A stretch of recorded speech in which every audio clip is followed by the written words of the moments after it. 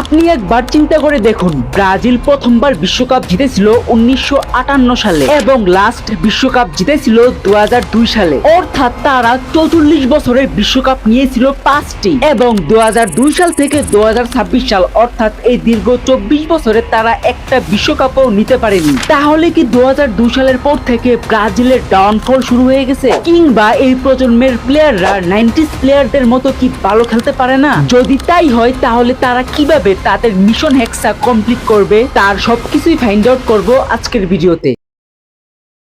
দেখুন, মিশন হেক্সা কমপ্লিট করতে হলে আগে বুঝতে হবে 2022 সালের বিশ্বকাপে ভুলটা কোথায় ছিল। তিতের অধীনে দলটা দুর্দান্ত খেললেও কোয়ার্টার ফাইনালে ক্রোয়েশিয়ার বিরুদ্ধে খেল হারিয়ে ফেলে। ম্যাচের শুরু থেকেই ব্রাজিল অ্যাটাকিং মুডে খেলতে থাকে, কিন্তু নির্ধারিত সময় পেরিয়ে অতিরিক্ত সময়ে নেইমার গোলকিপারকে বোকা বানিয়ে একটি দুর্দান্ত গোল করেন। আসলে ক্রোয়েশিয়ার এই গোলকিপারের জন্যই ব্রাজিল এত অ্যাটাক করার পরেও একটা গোলও করতে পারতেছিল না। পরবর্তীতে ব্রাজিল 1-0 এগিয়ে গেলেও ম্যাচের 117 মিনিটে যখন ব্রাজিলের লক্ষ্য থাকার কথা ছিল ডিফেন্সিভলি খেলার জন্য, কিন্তু তারা ভুলক্রমে ডিফেন্স এবং মিডফিল্ডারের 7 জনই উপরে চলে যায় এবং এরই সুযোগে ক্রোয়েশিয়া কাউন্টার অ্যাটাকে গোল দিয়ে 1-1 সমতায় আসে এবং পরবর্তীতে টাইব্রেকারে ব্রাজিল হেরে যায় এবং এরই সাথে এইবারও ব্রাজিলের মিশন হেক্সার স্বপ্নই রয়ে যায় এবং ব্রাজিলের এই দলটার প্ল্যান বি এর খুবই অভাব ছিল। অর্থাৎ মাঝমাঠে ক্রিয়েটিভিটির জন্য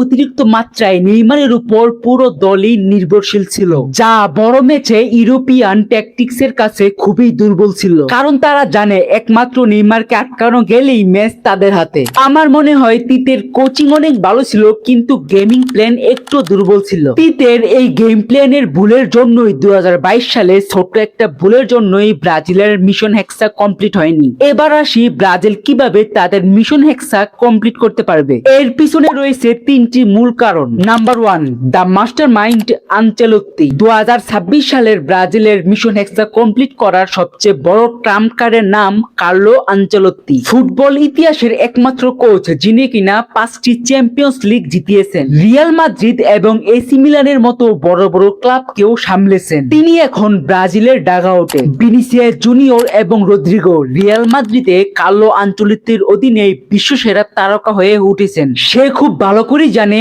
এই দুজনকে কিভাবে ব্যবহার করতে হয় এবং নেইমারকে নিয়েও তার আলাদা প্ল্যান আছে। তার এই ছোট্ট একটা ট্রেলার দেখতে পেরেছি নেইমার এবারের বিশ্বকাপ খেলবেন কি খেলবেন না। Number 2, the Endrick factor. ব্রাজিলের দীর্ঘ সময় ধরে একজন প্রপার নাম্বার 9 কিংবা স্ট্রাইকারের খুবই অভাব ছিল। তরুণ ফুটবলার এন্ড্রিক সেই শূন্যস্থানই পূরণ করবে, কারণ সে চাপের মুখেও স্কিল, গতি এবং তার খেলার স্টাইল কন্টিনিউ করতে পারে। যদিও গত বিশ্বকাপে নাম্বার 9 এর ভূমিকা পালন করেছিল রিচার্লিসন। আসলে তার স্কিল এবং গোল করার সক্ষমতা ভালোই ছিল, কিন্তু প্রপার ফিনিশিংটা সে করতে পারত না। Number 3, the Neymar effect.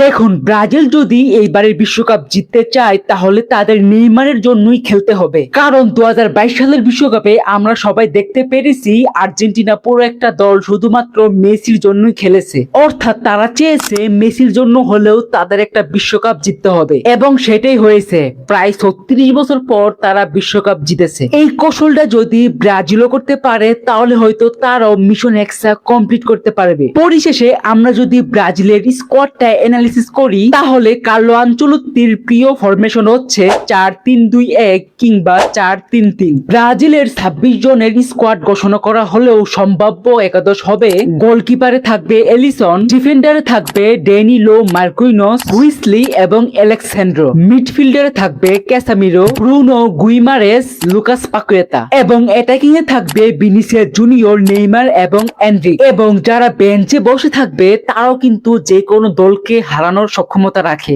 এবং ব্রাজিলের এই একাদশের প্লেয়াররা কিন্তু অনেক এক্সপিরিয়েন্স একটা দল। ব্রাজিল যদি এইবারের বিশ্বকাপ না নিতে পারে তাহলে হয়তো এই আক্ষেপটা অনেক দীর্ঘ সময় ধরে থাকবে, কারণ এটাই হয়তো নেইমারের লাস্ট বিশ্বকাপ। এই ছিল আজকের ভিডিও, দেখা হবে কোনো একটা নেক্সট ভিডিওতে।